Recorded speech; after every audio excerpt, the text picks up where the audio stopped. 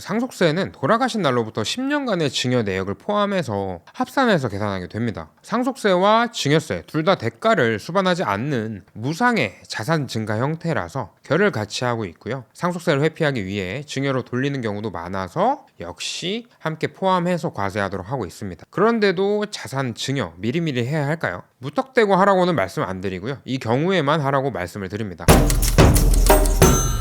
안녕하세요. 컨설팅 전문 세무사 박정현입니다. 최근 자산 가치가 어마어마하게 상승하고 있어요. 작년에 13억 정도 하던 아파트가 올해에는 15억, 16억은 훌쩍 넘죠. 이렇게 서울에 아파트 한 채만 있어도 상속세 고민해야 하는 시대에 어떠한 증여 전략을 짜야만 후회하지 않고 상속세를 대비할 수 있을까요? 똑같은 자산을 물려줘도 누구는 세금을 적게 내고요. 누구는 수억 원을 냅니다. 그 결정적인 차이는 전략에 있다고 볼 수 있죠. 많이들 하시는 질문이에요. 상속세가 좋아요? 증여세가 좋아요? 사실 판단하기 굉장히 어렵습니다. 자산의 포트폴리오 구성 중에 부동산이나 주식 등 가치 상승 비율이 높은지 아니면 상속세가 작은 자산을 보유하고 있는지에 따라 다르고요. 자녀분들이 몇 분이냐에 따라 다르기도 하죠. 상속세는 기본 공제 5억 원에 배우자 공제 5억 원, 총 10억 원부터 스타트를 하게 됩니다. 따라서 10억 원 미만의 자산을 가지고 계신 분들은 상속세가 훨씬 유리할 수 있죠. 반면 증여세는 많이들 아시는 직계 비속에게 적용되는 5천만 원 공제가 기본이라고 볼 수 있고요. 배우자에게는 6억 원의 공제까지 적용됩니다. 과세 체계 역시 다른데요. 상속세는 돌아가신 분의 자산을 기준으로 전체 재산에 대해 계산하게 되지만 증여세는 받는 사람별로 계산하다시피 수중자가 많으면 많을수록 좋습니다. 가치가 상승할 재산을 많이 보유하고 계시고 그 재산을 나눠줄 자녀들이 많으니까 증여를 해야겠구나 라고 생각을 하셨나요? 꼭 그런 건 아닙니다. 자녀들에게 증여를 진행하고 10년 이내에 사망하게 된다면 증여했던 모든 재산이 상속재산으로 합산되는 규정이 있습니다. 이 합산 규정은 배우자와 자녀에게 10년을 적용하고요. 며느리 사위 손자에게는 5년을 적용하고 있거든요. 따라서 많은 어르신들은 내키지는 않지만 며느리나 손자를 활용해서 자산을 주는 경우가 생각보다 늘어나고 있습니다. 내가 10년을 살 수 있을지 장담은 못해도 5년 정도는 거뜬하게 살 수 있을 거라고 생각을 하시거든요.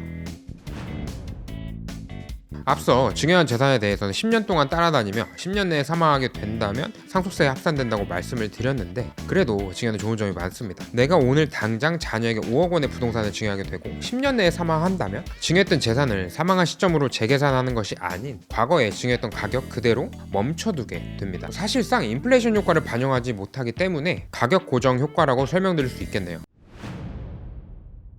따라서 가치 상승이 기대되는 재개발, 재건축 구역의 조그마한 빌라나 아파트, 저평가된 주식 등은 미리미리 증여하는 편을 추천드립니다. 용산이나 노량진 등 재개발 구역은 재개발이 예정되어 있기 때문에 증여하기 참 좋고요. 특히 요즘 떠오르는 성수 전략 정비 구역은 증여하기 정말 좋은 자산이라고 생각이 됩니다. 이러한 증여 전략을 세우실 때 주의하셔야 하는 점이 하나 있는데 바로 채무의 존재 여부입니다. 임대보증금이 꽤 크거나 채무가 큰 경우에는 증여 시점을 조정하셔야 하는 경우가 생기기도 하거든요. 개발구역 중 일부 지역도 토지거래 허가구역으로 묶여있기 때문에 채무나 보증금을 끼고 증여하는 행위는 부분 양도로 봐서 실거주 또는 실사용 의무가 붙기 때문이죠. 그렇다고 채무를 제외하고 증여한다면 은행 대출과 임대보증금은 부모가 갚아줘야 하기 때문에 큰 부담을 느낄 수 있습니다. 최근에 미팅하셨던 대표님께서도 성수 전략정비구역에 있는 상가주택을 자녀분들에게 증여하고 싶어 하셨는데 이 지역이 토지거래 허가구역으로 묶여있다 보니까 채무를 제외한 부분에 대해 증여를 해야 한다는 점에 큰 부담을 느끼시고 고민해보시기로 하셨습니다. 증여계획은 세무전문가와 함께 계획하셔야 하고 예상되는 현금 지출액이 얼마인지 반드시 체크하셔야 합니다. 증여에 소요되는 등기비용 및 취득세 그리고 납부해야 하는 증여세가 커서 계획 없이는 증여하기 곤란하죠. 권리 위에 잠자는 자는 보호받지 못한다라는 말이 있습니다. 내 재산 그리고 부모님 재산은 직접 움직이시고 현명한 계획을 세우셔야만 지킬 수 있다는 점 생각하시길 바라면서 상황에 맞는 증여 플랜을 통해 미래를 대비하시기를 바라겠습니다. 댓글에 적어드린 블로그를 참고하시면